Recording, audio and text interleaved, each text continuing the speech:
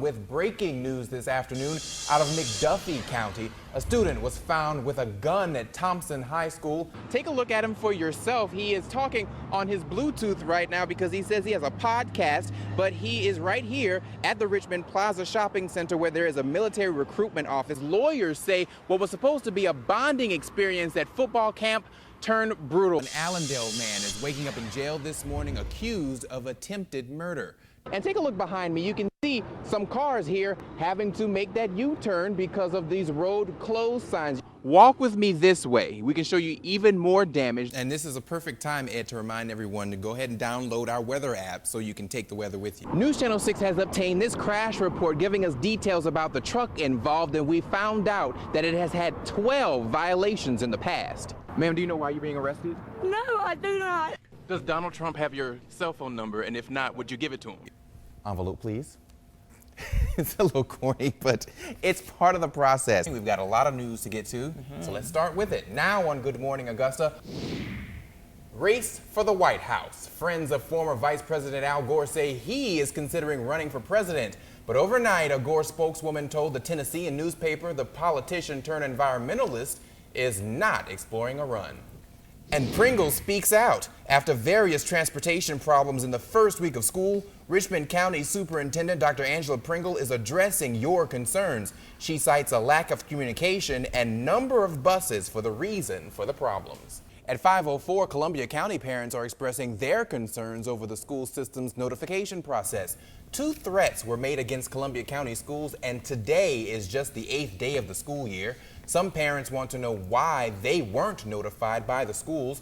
Superintendent Dr. Sandra Caraway says this situation has been a learning process for the entire district.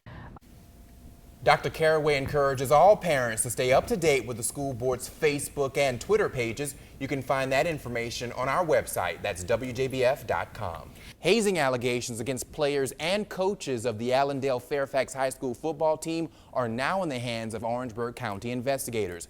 A police report was filed late Wednesday in the case. Shakur Chisholm says he was beaten as part of a hazing ritual encouraged by coaches. The football star transferred from Barnwell High School to Allendale Fairfax. His family held a news conference about the allegations. So far, no charges have been filed. News Channel 6 is working this morning to find out more information about why the City of Augusta's lead fire investigator was placed on leave. The city's law department confirms Chief Jason Beard was placed on administrative leave effective August 11th because of what they're calling an external investigation. News Channel 6 is working to confirm what that investigation is all about, and when we do, we of course will pass that information on to you. Time now 5:07. Want to check in with meteorologist Ed Bloodsworth for a look at our weather this morning. And Ed, a beautiful day ahead. Also in Aiken, happening now, construction on a new amphitheater in Aiken County. The county's Parks and Recreation Department is currently leveling land at Boyd Pond Park, where the old racetrack used to be. Once that is done, designers will then come in to plan out the outdoor theaters. Department leaders say the plan is to host concerts, festivals, and other outdoor events. The goal is to have the amphitheater up and running in 2016. This next story may have some people talking around the water cooler. Clear your nose, blow your nose, because you're going to need it for this one. A new lottery scratch-off game is sizzling in Indiana, Jenny, this summer, and it smells pretty good, too. The state is now offering a new bacon scratch-off game. Now, each scratch-off comes with a big breakfast bacon smell and a pork trivia question. The grand prize with these scratch-offs is a 20-year supply of bacon. I'm sorry, I'm taking the money over the bacon. I'll buy bacon if I want. Dressed in a red polo shirt, star football player Shakur Chisholm listened as his father explained how his son was a target.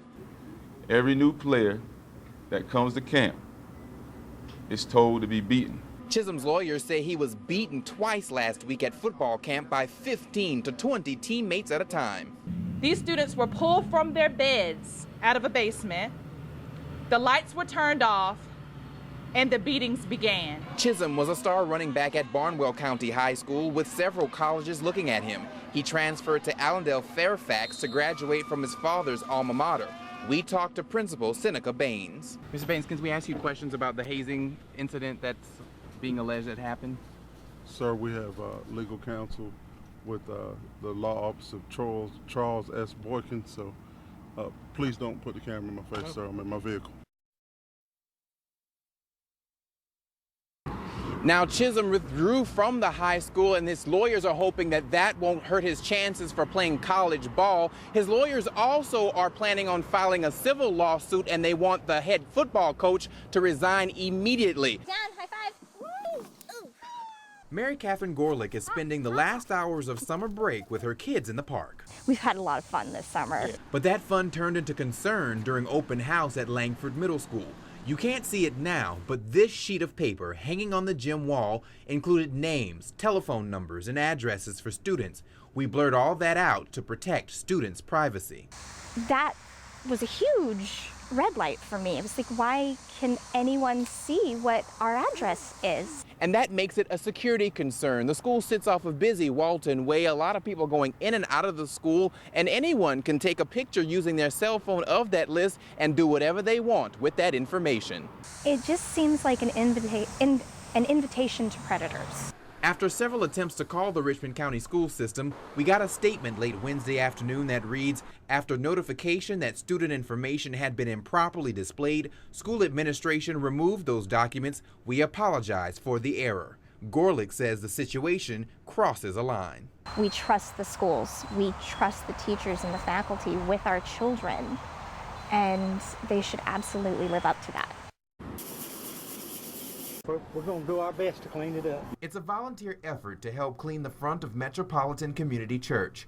The historic building's steps and front door tagged by vandals. How does it make you feel to see this on a church? It's God's house, and you shouldn't do that. The criminals spray painted the words burn and lies on the brick in front of the church.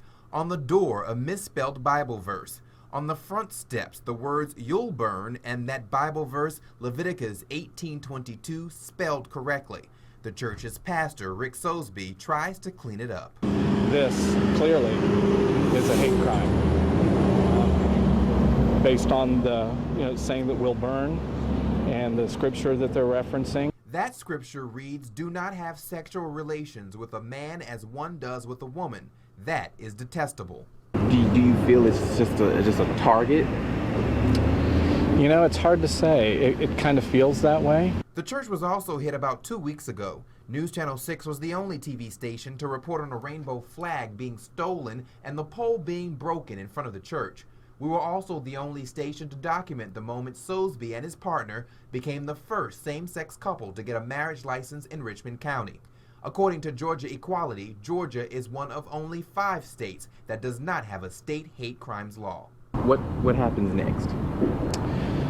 Well, what happens next is we move on. We move forward, we clean up this mess.